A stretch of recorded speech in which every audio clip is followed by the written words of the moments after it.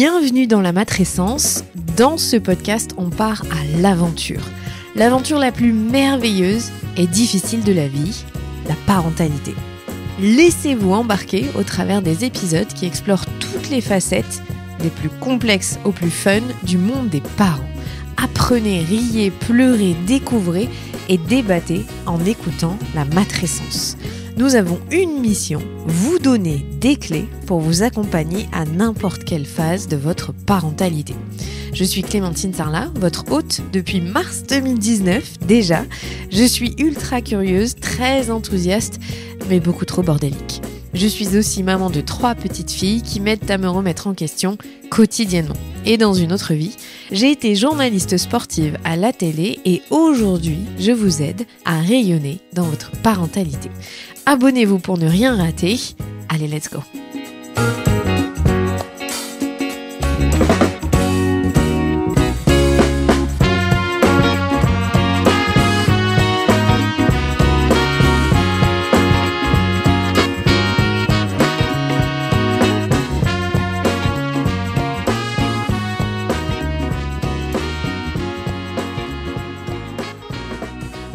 Alors aujourd'hui, on va parler de la gestion du sommeil pour nous, les adultes.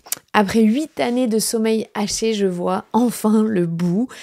Et au lieu de vous parler du sommeil de mes enfants, en fait, j'ai eu envie de vous parler de mon sommeil à moi, du sommeil des adultes. Parce qu'en fait, on a besoin de se focaliser dessus. Parce que moi, je me suis focalisée sur le sommeil de mes filles. Et j'en ai oublié le mien et mes immenses difficultés. Je suis entrée dans la case de ce qu'on appelle les dysomnies. Ce sont des troubles qui ont un impact spécifique sur la durée du sommeil et ou de sa qualité. Bim bam boum, ça c'était moi. Donc après avoir compris les besoins de mes filles en fonction de leurs particularités, j'aurais absolument dû apprendre à me concentrer sur moi. La première fois que j'y ai pensé, c'est en lisant en fait le livre de Anna Roy sur le baby clash, où il y a quelques lignes vraiment très très succinctes qui expliquent que nos troubles du sommeil sont à prendre au sérieux. Et en fait, avant ça, j'étais tellement dans le dur que je ne voyais que la galère des nuits à cause de mes enfants. Et au final, les nuits hachées ont créé chez moi des petits troubles qui ont eu des effets très néfastes sur ma santé. Donc oui, c'était causé un peu par elle, mais en fait, ça a été sur moi la répercussion. Donc la maternité m'a aussi appris ce qu'était l'hypervigilance. Et franchement, entre vous et moi, je m'en serais bien passée. Parce que c'est très dur de sortir de ça. À l'automne 2022, mon monde s'est écroulé, vous le savez sûrement. Mon mari a décidé de se séparer. Et je me suis retrouvée seule avec 3 enfants qui ne dormaient pas, voire qui ne dormaient plus. Et le choc émotionnel que ça a créé chez moi, dû à ma séparation, ça m'a fait prendre du Xanax pour baisser mon anxiété et arriver à dormir. Sauf que ce type d'anxiolytique, ça vous empêche d'avoir un accès à un sommeil réparateur et juste d'avoir une bonne hygiène de sommeil. C'est un sparadrap sur le problème. Et j'étais dans un état de fatigue extrême et j'ai demandé à un moment même à me faire interner, j'ai pas honte de le dire. Il n'y avait pas de place pour moi et ça s'est pas fait à cause de ça, du manque de place, mais j'étais dans une telle détresse que je pensais que la solution c'était ça. Chaque nuit je dormais peut-être moins de 4 heures de manière ininterrompue en permanence avec des réveils, toutes les 30 minutes dans un état de stress immense. Je vivais une situation que j'ai assimilée à de l'enfer et les réveils des filles se sont estompés, heureusement.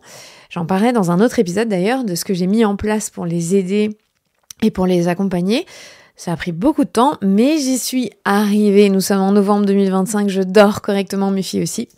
En revanche, moi, mon sommeil, il est resté abîmé par cette période extrêmement délicate de ma vie, même si elles ont commencé à mieux dormir. Et donc, j'avais du pain sur la planche pour prioriser mon hygiène du sommeil. Et puis en plus, j'ai passé 35 ans pendant cette période et moi, mes hormones, elles ont changé. J'ai été impactée par le changement d'hormones et donc les réveils nocturnes à 3 heures du mat sont arrivés sans que je ne comprenne rien de ce qui se passait dans mon corps. Et à cette époque, j'ai reçu dans mon podcast le professeur Pierre Philippe, qui est un des plus grands spécialistes du sommeil en France, et qui donc explique tout ce qu'il faut mettre en place pour que notre hygiène de sommeil soit au top. Ça m'a beaucoup aidé, personnellement, à recadrer les choses, c'est clair. L'épisode, je vous le dis, c'est le 176 si vous avez envie d'aller l'écouter. Et donc, je vous donne ce que moi, j'ai mis en place et comment je l'ai mis en place. La première chose, vous allez être pas trop surprise, mais il a fallu que je regarde, la première chose qu'il a fallu que je regarde, c'était de comprendre mon rythme circadien. Est-ce que j'étais plutôt du matin, très tôt, du matin plutôt normal, ou du soir? En fait, perso, moi, je suis du matin, mais pas le matin ultra tôt, 5h du mat'. Mon rythme naturel, c'est un réveil vers 6h30, 6h45. Mais pour me réveiller à 6h30 en forme, il a d'abord fallu que je me demande à quelle heure je devais aller au lit. Parce que c'est là la clé. L'heure de vous coucher, l'heure du coucher, l'heure de réveil, en fait, on a souvent une très bonne idée de ce qu'elle est. C'est très simple dans nos vies, en fonction de nos obligations de travail, de transport ou des enfants, c'est plutôt assez clair. Mais quid de notre heure de coucher? Où est-ce que vous en êtes, vous? Ça, c'est une des premières choses sur lesquelles vous pouvez avoir un impact. Parce que moi, mes nuits étaient chaotiques et je pouvais avoir tendance à repousser l'heure du coucher alors que j'étais épuisée, pour profiter un petit peu plus de ma tranquillité. Alors, c'est une option tout à fait honorable, vraiment, je comprends si vous le faites, moi aussi. Mais en réalité, c'est une option qui est mauvaise pour ma santé. Au lieu de scroller, de pousser encore un épisode d'une super série ou de lire un livre jusqu'à la fin, oui, moi je suis comme ça, la solution, en fait, c'est plutôt d'aller me coucher. Donc, j'ai capté que si j'avais envie d'être en forme, il fallait que je sois au lit à max 22h. Puisqu'il faut environ 20 minutes pour s'endormir ensuite. Ce qui fait que, sur le papier, un sommeil entre 22h30 et 6h30, ce qui fait 8 heures pleines. Bon, ça, je sais, c'est utopique, mais en vrai, ça arrive. En vrai, sur l'hiver, je suis plus à 21h30 et l'été, je suis à l'aise de pousser à 23h parce que mon horaire de réveil, elle est beaucoup plus tard que 6h30. En fait, chaque saison a ses besoins, ça, il faut l'avoir en tête. Vous pouvez donc agir maintenant, tout de suite, pour ajuster votre heure de coucher et voir la différence que ça peut faire sur plusieurs jours, plusieurs semaines. Être en forme, c'est pas seulement pour faire bien. En fait, c'est surtout une histoire de santé physique, santé mentale et d'énergie. Et je crois que personne ne le comprend mieux que nous, les parents. Mais l'énergie, c'est la clé. C'est la clé. J'en parle beaucoup, moi, dans ma formation sur la gestion du temps. On ne peut pas agir sur notre rapport au temps, et donc un peu déstressé, sans avoir d'énergie. Donc, ça se travaille. Et ça, c'est la première clé que vous pouvez accrocher, c'est voir votre rythme circadien. La deuxième clé, c'est la régularité. Toujours la même heure de coucher et toujours la même heure de lever. La régularité, c'est le feu. Essayez de compenser le week-end, je sais, on le fait tous, on l'a tous fait, une nuit sur deux, c'est pas la bonne solution, malheureusement. Bon, vous me direz, si vous avez des enfants, normalement, ils compensent pas trop. Donc, pour moi, c'est 22h, 6h30 quand c'est possible, bien sûr. Mais il y a énormément de journées où je vais m'endormir avec mes enfants quand je les couche. Ça veut dire que mon corps a vraiment besoin de dormir. Ou alors, la nuit, elle a été hachée et j'ai un peu plus de mal à me lever le matin et je vais me lever vers 7h, 7h15. Je suis pas sur un rythme figé à la minute près. En revanche, je sais que dès que je sors des clous de cette fenêtre-là de 22h30, 6h30, ça a un impact direct sur la qualité de mon sommeil et donc de mes sensations du lendemain. Donc, qu'est-ce que je fais? Je suis vigilante et je priorise ma santé, donc mon sommeil. Par exemple, je vous donne là, ce week-end, je sors d'un week-end où j'ai fêté l'anniversaire de mon père, ses 70 ans, il y avait toute la famille pendant 3 jours. Et forcément, on a passé 2 nuits à se coucher tard et ça pique. Qu'est-ce que je fais cette semaine? Je sais que je vais prioriser mon sommeil et que je vais me coucher à 22h tous les soirs. Hier déjà, 21h, j'étais au lit avec mes enfants. La troisième chose que vous pouvez faire, c'est un tracker. Ce sont les 2 premières choses que vous avez pu mettre en place, c'est votre rythme circadien et avoir de la régularité en fonction de ce rythme, justement. La troisième chose, et vous me la demandez tout le temps, vraiment, qui a été radicale pour m'aider, c'est donc un tracker. En décembre 2023, après plusieurs années, vraiment, j'insiste sur les années de nuit de merde, j'ai acheté la bague Oura pour m'aider à optimiser mon sommeil. Je connaissais pas trop encore l'efficacité, mais je suis vraiment, pas ravie, mais je suis incroyablement contente d'avoir trouvé la bague Oura il y a 2 ans maintenant. Donc, je l'ai acheté pour optimiser mon sommeil, mais en fait, c'était beaucoup plus que ça a changé ma vie. Ce que je ne savais pas, c'est qu'à ce moment précis où j'ai acheté la bague, j'allais me taper une bonne mononucléose. Lolilol, c'était horrible, ça a duré plusieurs mois. Mais bon, bref. En fait, cette bague, je vais pas vous mentir, je suis pas du tout objective. Je vais le dire, je ne l'enlèverai jamais, je crois. Alors, je précise, je n'ai pas de lien avec eux. Je l'ai acheté, je l'ai payé. Elle coûte cher, ça coûte 399 €. Et c'est 5 € par mois ensuite à l'achat pour garder vos données. Mais ce sont les 60 € les mieux investis que j'ai dans ma vie. Et dis que je suis pas objective parce qu'elle a eu un impact phénoménal sur ma vie et ma santé en général. Alors après, soyons honnêtes, je suis un petit peu une geek sur ces choses-là, je suis la pigeonne parfaite pour les trucs tech, mais moi je suis comme ça, j'ai besoin de savoir, de comprendre et d'avoir accès à des datas pour m'aider. C'est peut-être pas votre cas, mais en tout cas, c'est mon cas et ça m'a vraiment permis de comprendre des choses. Donc cette bague, elle est extrêmement précise sur plein de choses, et notamment le détail du sommeil avec votre sommeil profond, votre sommeil lent, le paradoxal, les réveils. Pourquoi je vous dis qu'elle est extrêmement précise? Parce que je suis un médecin qui s'appelle Dr Rajan, je crois, qui est un médecin anglais, qui fait de la vulgarisation scientifique, et lui, il a testé, il est sur YouTube aussi. Je vous mettrai le lien correct, je suis désolée, je pense que j'ai pas du tout bien prononcé son nom. Pourtant, je suis abonnée à sa newsletter toutes les semaines, mais c'est pas grave, et sur les réseaux sociaux aussi. Mais bref, il a fait une newsletter sur tous les tests qu'il a fait sur des... je l'ai en anglais, évidemment, à chaque fois. Sur des gadgets pour le sommeil. C'est pas vraiment des gadgets, mais des objets pour traquer votre sommeil. Donc, il a comparé la bague Oura, les montres, la Apple, la Garmin et plein d'autres choses. Et lui, il dit que c'est la Oura qui est la plus précise sur le sommeil. Je vous répète juste ce qu'il dit. Moi, perso, j'en sais rien, j'ai pas testé les autres. Mais en tout cas, il dit que dans la précision des données par rapport à ce qu'on pourrait faire en hôpital, Oura est au-dessus du lot. Lui, ce qu'il reproche à Oura, c'est que c'est une bague, et donc si vous faites de la musculation ou vous soulevez des barres, c'est pas du tout pratique. Je le montre si vous regardez sur YouTube, mais vous voyez la bague, je vous la montre, elle est là. C'est pas pratique parce que ça va abîmer vos mains. Vous allez avoir des petites cloques à cet endroit-là, et donc effectivement, si vous faites du bodybuilding, sachant que la Oura peut enregistrer vos séances de sport, c'est pas hyper pratique. Je ne fais pas de bodybuilding perso, ou j'en soulève des barres, mais ça a pas d'incidence, que c'est pas trop. Pour moi, c'est parfait. Donc, petit aparté de pourquoi je vous dis que c'est un outil génial sur le sommeil et qu'elle est très précise, c'est parce que je suis pas la seule à le dire, des professionnels de santé qui ont testé le pensent aussi. Donc en fait, quand vous la mettez pendant 3 mois, elle va prendre toutes vos données avant de vous faire des feedbacks, cette montre. Elle a besoin d'engranger un maximum de data pour capter en fait ce qu'est votre normalité, puisque nous sommes toutes et tous différents, surtout si on est homme ou femme. Votre fréquence cardiaque, par exemple, au repos, votre taux d'oxygénation dans le sang, votre taux d'activité, de sédentarité, votre stress, votre cycle si vous êtes menstrué, votre température corporelle, bref, tout un panel de data. C'est ultra complet. Et vraiment intéressant, surtout si vous avez envie de comprendre votre fonctionnement au regard de votre cycle, tout simplement. Donc concrètement, comment est-ce que ça a changé ma vie? Parce que là, je vous fais une grosse pub, mais je vous explique.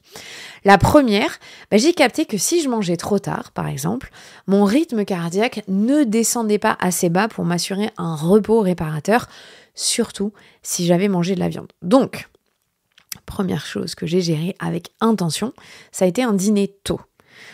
En même temps que mes enfants, on mange donc l'hiver, surtout vers 18h15. L'été, on va dire que c'est plus 18h45, 19h. Pas de sport trop intense avant de dormir, sinon mon rythme cardiaque ne revient pas dans ses valeurs normales. La deuxième chose, j'ai capté que mon sommeil réparateur, donc profond, est celui qui intervient en début de nuit. Ça, tout le monde le sait quand on est dans le monde médical, moi j'avais pas compris. Et il vient surtout avant minuit. Donc toutes les minutes où je dors super bien avant minuit, elles sont ultra précieuses pour ma nuit. D'où le fait de l'avoir de la régularité et de se coucher vers 22h pour moi. En troisième, j'ai compris comment fonctionnait mon cycle sur mon sommeil. Et oui, notre cycle a un impact sur notre sommeil, malheureusement. Et comment l'ajuster. En fait, c'est grâce à Oura que j'ai compris que j'avais un très gros souci à partir du 20e jour de mes règles, pile au moment où ma température, elle, augmente juste après l'ovulation. En fait, j'ai des gros soucis d'humeur à ce moment-là. C'est très compliqué pour moi. J'ai ce qu'on appelle un TDPM, un trouble dysphorique mensuel, aggravé par mon TDAH, donc le trouble de déficit de l'attention ou de l'hyperactivité. Sans cette montre, j'aurais jamais fait le lien entre mes hormones, mon trouble de l'humeur et donc mon TDAH.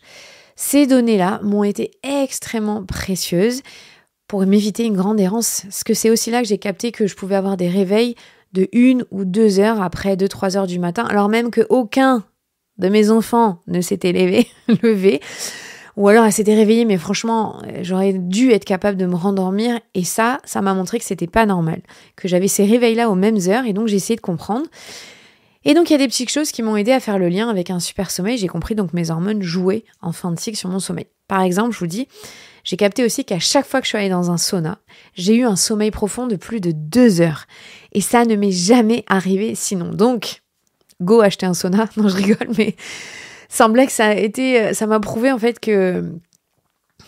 Non, je plaisante, évidemment. Je vais pas acheter un sauna. Si j'adorerais pouvoir investir et acheter un sauna, mais un jour, je pense que je le ferai. Mais en vrai, les données scientifiques ont prouvé que le sauna, ça aide pour la qualité du sommeil. Donc, peut-être faites l'expérience, vous aussi, d'aller dans ce genre d'endroit et voir ce que ça fait. L'appli, elle donne des conseils précieux parce que grâce à leur feedback, moi, par exemple, j'ai vu que mon gros point noir, c'était ma gestion du stress. Je sais que je mets mon corps pendant des heures et des heures sous stress, parfois pendant 8 heures d'affilée. Et j'ai du mal à m'accorder des pauses pour que ça compense, c'est-à-dire faire redescendre mon rythme cardiaque et être tranquille, pas avoir le cerveau à 1000 à l'heure. Ça m'a appris qu'il fallait que je fasse des pauses, que je sois moins inactive pour m'aider à respirer et sortir de chez moi quand j'ai des grosses doses de sessions d'écriture comme j'ai pu avoir aujourd'hui par exemple. Est-ce que vous avez besoin d'une bague Oura ? J'en suis pas sûre, mais pour moi, ça a été essentiel de comprendre mon fonctionnement en lien avec mon cycle et ce que je faisais dans la journée, par exemple mon sport ou comment je mange. Ça a été un révélateur et je sais que, je vous le disais tout à l'heure, mais ça m'a épargné une grande errance médicale et ça m'a donné des outils concrets pour aller mieux. J'ai dit concret. La 4e chose que j'ai mis en place, après le rythme circadien, la régularité et le tracker, c'était de comprendre mes carences alimentaires. Parce que si grâce à la bague Oura, j'ai réussi à revenir à une super normalité dans les données de mon sommeil, dans le même temps, mon épuisement était toujours bien présent et je savais qu'il y avait un problème parce que tous les matins, je me réveillais avec la sensation et l'impression de m'être fait rouler par un bus dessus, alors que mes filles, franchement, commençaient à vraiment mieux dormir. D'ailleurs, spoiler, ça fait 2 mois où c'est le feu, après 8 ans de grosses galères. Alléluia, un jour ça arrive, maintenant elles dorment. Mais c'est pas ça le sujet, puisque malgré tout ça, malgré le fait que mes filles dorment, ma fatigue a été encore immense, même avant. Ça fait pas 2 mois, bien sûr.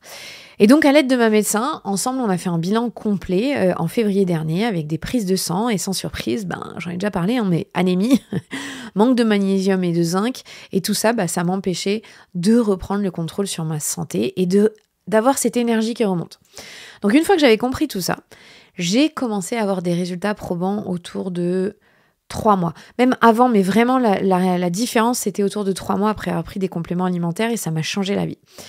En fait, je suis par exemple passée de 1 heure de sommeil profond à 1h30 quasiment systématiquement toutes les nuits sans aller au sauna. Et donc avec une sensation de repos plus importante. Mais ça a aussi agi sur mon sommeil paradoxal de fin de nuit de manière bien plus efficace et présent puisque avant, j'avais plus de réveils en plein milieu ou en fin de nuit et c'est là où il y a le sommeil paradoxal qui se met en place et donc ça aide pour la mémoire par exemple.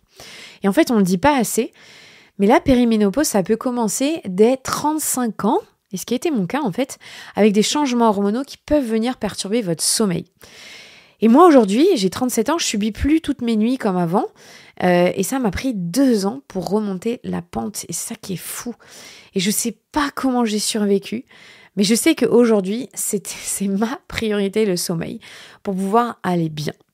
Voilà, je vous ai partagé mes 4 astuces pour un sommeil sain et je suis enfin en capacité de dire que je comprends comment je fonctionne et ce dont j'ai besoin. La chose que je vous dirais, c'est consulter des pros de santé pour vous aider, surtout si vous avez de l'hypervigilance. Ce n'est pas normal d'avoir de l'hypervigilance sur le long terme. Surtout si vous avez de l'anxiété, ça non plus, ce n'est pas normal. Faites-vous accompagner par des pros de santé. J'ai beaucoup trop banalisé mes symptômes, j'ai beaucoup trop donner mes filles comme responsables dans l'équation, alors que oui, elles ont déclenché mes problèmes de sommeil, c'est une réalité. Je n'avais pas de problème de sommeil avant, encore que j'étais quand même très anxieuse. En revanche, maintenant que j'ai appris à comprendre comment je fonctionne, avec mon rythme circadien, à comprendre ce dont j'ai besoin avec des horaires de coucher réguliers, avec pas de nourriture trop grasse ou trop difficile à digérer avant de dormir, avec un sport qui est plus léger que ce que j'étais capable de faire avant et beaucoup plus tôt dans la journée que ce que je pouvais encaisser quand j'étais ado, par exemple, où je faisais du sport de 18 à 20 heures, genre même pas possible aujourd'hui ça, sinon jamais mon rythme cardiaque redescend. Avec cette bague, vraiment, vous pouvez la personnaliser, choisir la couleur, tout ça, ça a fait que mes symptômes, je les ai pris au sérieux et j'ai pu réguler à nouveau mon sommeil. J'ai fait cet épisode pour vous dire que c'est possible de trouver des solutions, qu'on n'est pas obligé de rester dans ce marasme qui est la problématique de sommeil, et que c'est une bonne aussi occasion de se regarder en face et dire est-ce que j'ai une hygiène de sommeil qui est correcte, ou est-ce que en fait mes enfants ont mis en lumière quelque chose qui était déjà présent et qui au final ne me rendait pas service. C'est un bon moyen en tout cas de débuter le chemin vers un sommeil qui va être bon, sain, réparateur et qui fait que vous vous fermez les yeux et vous vous réveillez le lendemain et hop, vous pouvez attaquer la journée. Je précise encore une fois que si vous êtes une femme, il y a une vraie incidence de votre cycle, je l'ai dit tout à l'heure, mais il y a une vraie incidence sur votre sommeil. Donc ne culpabilisez pas à dire putain, je sais pas gérer, je suis nulle, tout ça. Non, essayez d'aller voir des médecins qui sont bien formés, essayez de comprendre où vous en êtes. Est-ce que vous attaquez la périménopause, puisqu'il y a quand même une grande partie de mon audience parce que j'ai les stats sur les âges qui a entre 35 et 45. Donc potentiellement, vous êtes dedans et vous n'y êtes juste jamais posé cette question-là. Ça vaut le coup d'aller faire des analyses de sang, ça vaut le coup d'être pris en charge par des médecins qui sont bien formés ou des sages-femmes qui vont vous aiguiller là-dessus. Voilà. Je termine par là tout va bien. Merci d'avoir écouté ce podcast. Faites circuler cette info parce que je pense que c'est trop important que d'autres parents puissent avoir un sommeil correct malgré les réveils de leurs enfants. N'hésitez pas à faire des nuits off, allez récupérer un petit peu de sommeil linéaire, de ne pas être tout le temps celle ou celui, mais plutôt celle qui est en charge de la nuit. Je sais ce que c'est pas simple du tout. Et aujourd'hui, il y a une bonne nouvelle, c'est que les enfants se réveillent plus, et si elles le font, parce que ça arrive quand même de temps en temps, un cauchemar, un souci, une maladie, je me rendors et je ne suis plus gênée comme avant. Voilà. À très vite. Prenez soin de vous.